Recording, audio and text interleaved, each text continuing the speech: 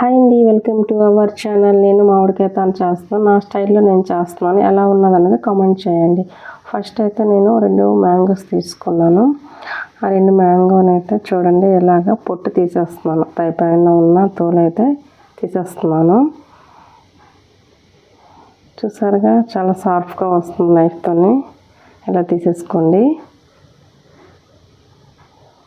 Second mango కూడా cut చేసేసుకున్నాను. ఇప్పుడు దీన్ని చాక్తో కట్ చేసుకోవాలి.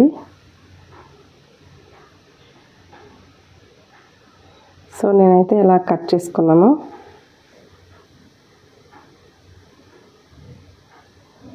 కట్ చేసిన తర్వాత ఒక మిక్సీ తీసుకోవాలి. మిక్సీ తీసుకున్నాక మిక్సీ జార్లో ఇలా అయితే వేసుకోవాలి. మనం కట్ చేసిన ముక్కలు ఉంటాయి కదా, నేను ఇలా వేసుకున్నాను.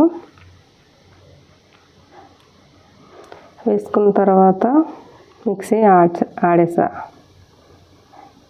చూసారుగా మొత్తం ఇందులో ఏంటంటే ఏమీ లేకుండా మొత్తము గ్రైండ్ చేసేయాలి. ఇప్పుడు స్టవ్ మీద ఒక పాన్ పెట్టాను. పాన్ పెట్టిన తర్వాత ఆ మిక్సీ జార్లో ఉన్నది ఇందులో వేసుకోవాలి. కడాయిలో వేసుకోవాలి. ఓకేనా?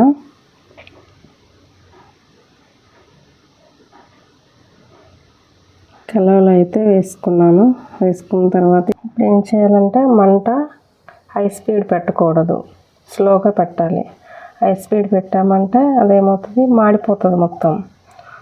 సో స్లోగా అలాగా కలుపుతూ ఉండాలి. ఇంకా నేనైతే మనకు సరిపోయినంత షుగర్ అయితే వేసుకున్నాను.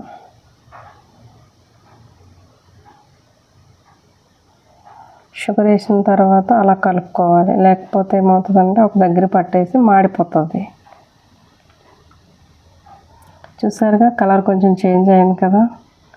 సో అలా దగ్గరికి వచ్చేంత వరకు కలుపుతూ ఉండాలి. ఇంకా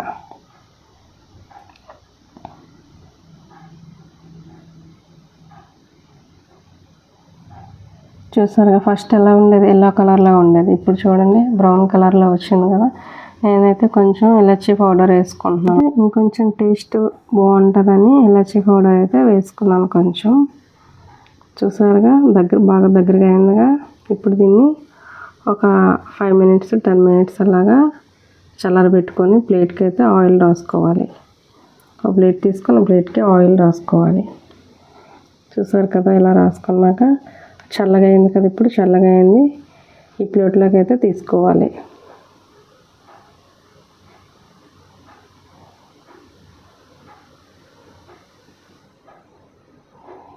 చూసారుగా ఇలాగా ప్లేట్ని మనం చేతితో స్పూన్తో అనుకున్నా జస్ట్ ప్లేట్ని షేక్ చేస్తే సరిపోతుంది. రౌండ్గా వచ్చేసిందిగా.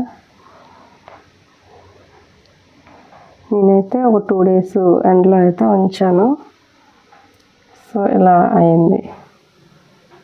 2 days అయిపోయిన తర్వాత నైఫ్తో జస్ట్ ఎడ్జ్ని ఇలా టచ్ చేస్తే చాలు.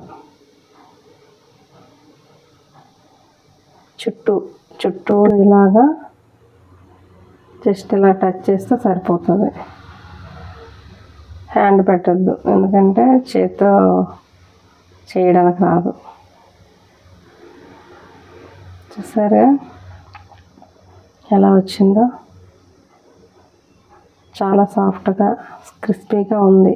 చాలా బాగుంది. నాకైతే చాలా నచ్చింది. ఇలాచీ పౌడర్ వేయడం వల్ల ఇంకా చాలా మంచిగా అనిపించింది. సో మనకు నచ్చిన షేప్లో కట్ చేసుకోవచ్చు. చాక్తో అయితే నేను ఇలా కట్ చేసుకున్నాను. ఇప్పుడైతే జెల్లీలా ఉంది.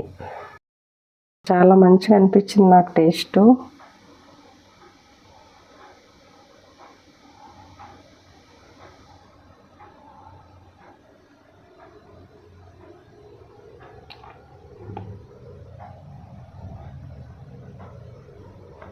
చూసారుగా చాలా సాఫ్ట్గా జెల్లీగా ఉంది. తింటే మాత్రం అదిరిపోయింది. నోట్లో వేస్తే కరిగిపోయేటట్టుగా చాలా బాగుంది.